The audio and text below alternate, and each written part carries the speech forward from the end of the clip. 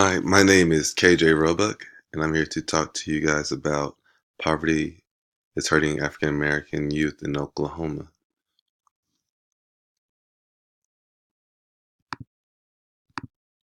I wanted to first start with this picture I have.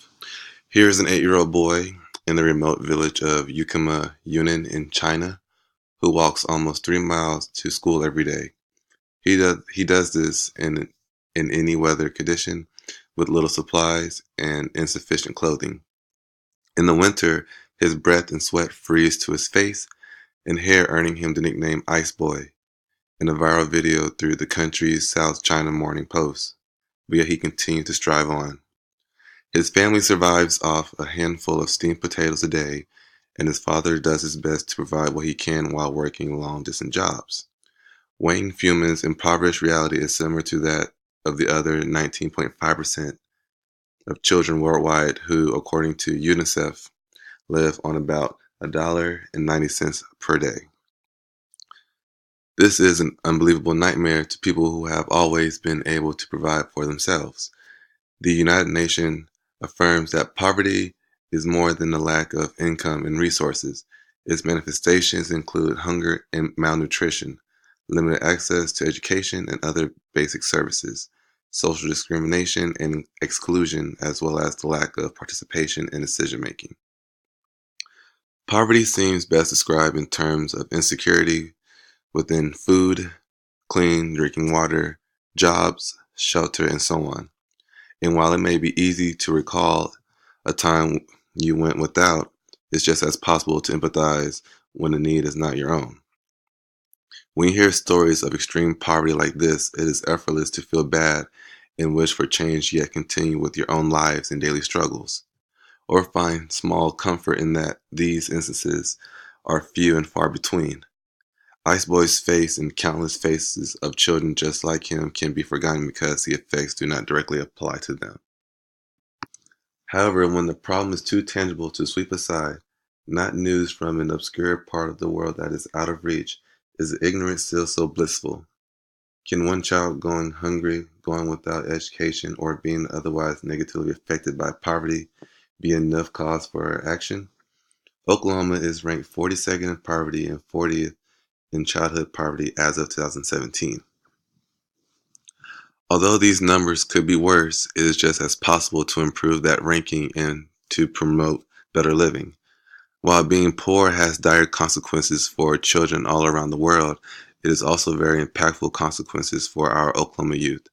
Poverty affects the social, mental, and physical development of youth in Oklahoma, especially that of African American children. Since the beginning of U.S. history, Black people have bared the brunt of society. The shackles of disenfranchisement have only bared loose in the 21st century, and while the past does not define or excuse one's actions, factors like poverty do give a better clue to the whys of said actions. This would fall under Arthur Eric Jensen's definition of generational poverty that occurs in families where at least two generations have been born into poverty. Families living in this type of poverty are not equipped with the tools to move out of their situations. From the beginnings of slavery to the Great Depression up until now, the Black experience has been generally a great impoverished one. And so from the image I showed in my previous slide, it comes to play because if you and your people have been told for hundreds of years that you are less than, it becomes increasingly harder to deny it. This is how poverty affects social and thus cultural interactions of youth. Oxford defines poverty as the state of being extremely poor, the state of being inferior in quality of insufficient amount. This definition implies a superiority equated with wealth. This immediately creates a line to be crossed and a goal to be accomplished, thus affecting the way one views themselves in instance of not reaching it. There is a level of unattainability related to the wealth that by contrast makes the stigma of poverty all the more hard-hitting. If being poor wasn't bad enough, then you compare that to other vast richness, thus making you seem lower than is the reality. Jensen's research claims that studies of risk and resilience in children have shown that family income correlates insignificantly with children's academic success, especially during the preschool, kindergarten, and primary years. Due to issues of transportation, healthcare, and family care, high tardy rates and absence are common problems among poor students. It is hard for families that struggle with income to make education a priority, even though it really should be. Families in poor neighborhoods go to schools with poor resources, and the cycle just continues. According to the U.S. Census Bureau, Oklahoma's average net salary was about $48,000 in 2015, yet African American families earn about $37,000 on average. This left 25.4% of families below the poverty level, even though Black people in general only total about 13% of the population. Poverty not only affects the students of education, but the institution of it as well. It is common knowledge that the better grades a school produces, the more funding it receives. This produces goal-oriented teaching rather than knowledge-oriented teaching, the goal being a positive standardized grade. There is a current debate among teachers explaining how to think critically versus what to know to pass a test. Ideally, education should create active thinkers that ask important questions, yet psychologist Rodney McCloy feels that the teachers are overwhelmed and they don't have any control over their professional lives, their classrooms, and the test scores of their students.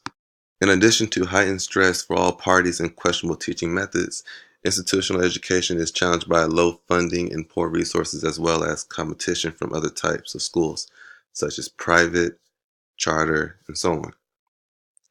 Gene Perry, a writer with the Oklahoma Policy Institute, reported on what he called the deepest cuts to school funding in the nation since the recession in 2008, which is crazy. Since his report in 2014, Oklahoma education has only taken more hits, earning the state the 48th rank in the nation for education. So educational poverty is defined as the impossibility for children and teenagers to learn, experiment, develop, and freely foster their capacities, talents, and aspirations. This deprivation implies a serious limit to the development of cognitive, social, and relational skills, which are fundamental for future wellness, for working success, and promoting an active participation in the economy and, more generally speaking, in new generation society. Now, there is a relationship between family poverty and children educational poverty, as well as the intergenerational transmission of socioeconomic and cultural disadvantage. So now we're going to talk about the causes within the educational poverty. And here are some of the topics that I thought were kind of interesting to me. So first was family socioeconomic and cultural status, which is the economic and cognitive poverty are interdependent variables. Compared to children who live in adequate socioeconomic conditions, those who live in underprivileged contexts face more difficulties in reaching minimum competences in mathematics and reading skills. At the same time, those who only have access to very low levels of education have more difficulties in finding a well-paid job and progressing in their working path. Then I have geographical area. And for that, teenagers live in underprivileged families in the inner city limits, or Oklahoma City, around downtown that area, show results which are inferior to those that live outside of the inner city limits or the outside area, such as Edmond, Moore, or just out, or to go to private schools. And for the children that were outside of the Oklahoma City area, so the children that are in the Edmond, the outside of Oklahoma City area, about 27% of the children did not reach minimum competencies, while children that were in the local inner city, they reached about 40%.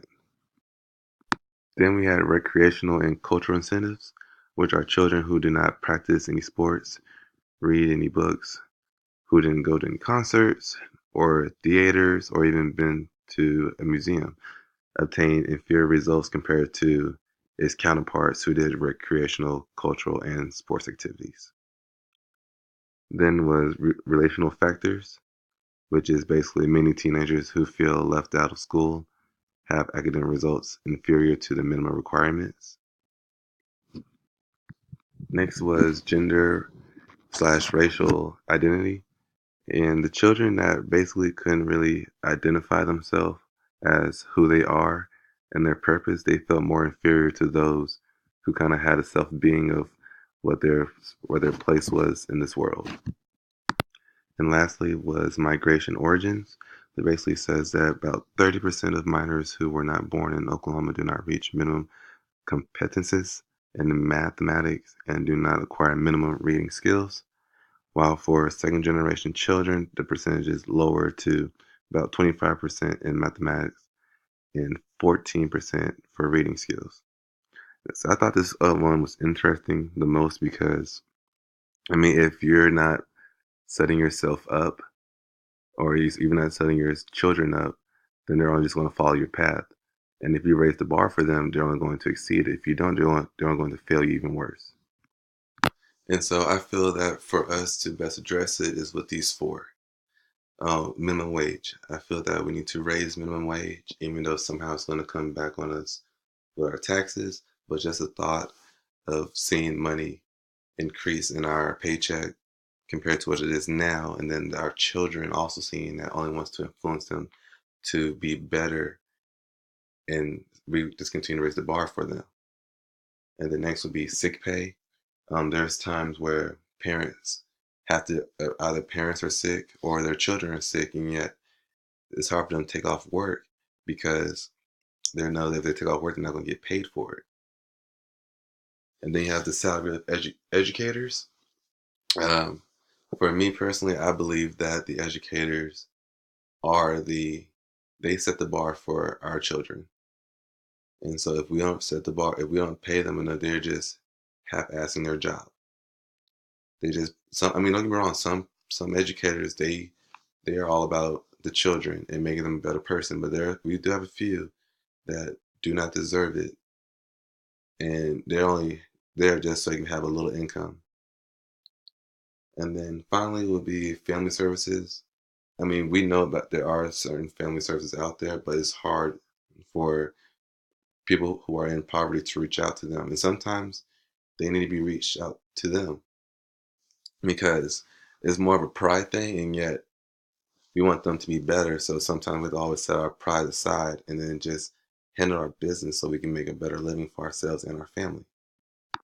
And so with my short-term versus long-term goals, I was just emphasizing that I was focusing on my study, which was African American youth in poverty. And so my short-term goal would be for family services. There's churches, there's boys and girls clubs, there's 4-H, there's different programs and services that are out there. It's just that we have to reach out there and we have to just go talk to them.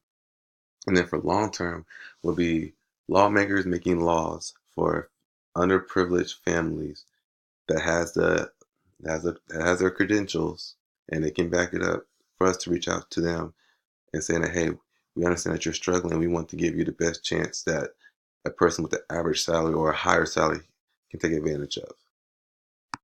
And I want to end with this image of Nelson Mandela's quote: "Poverty is not an accident like slavery and apartheid.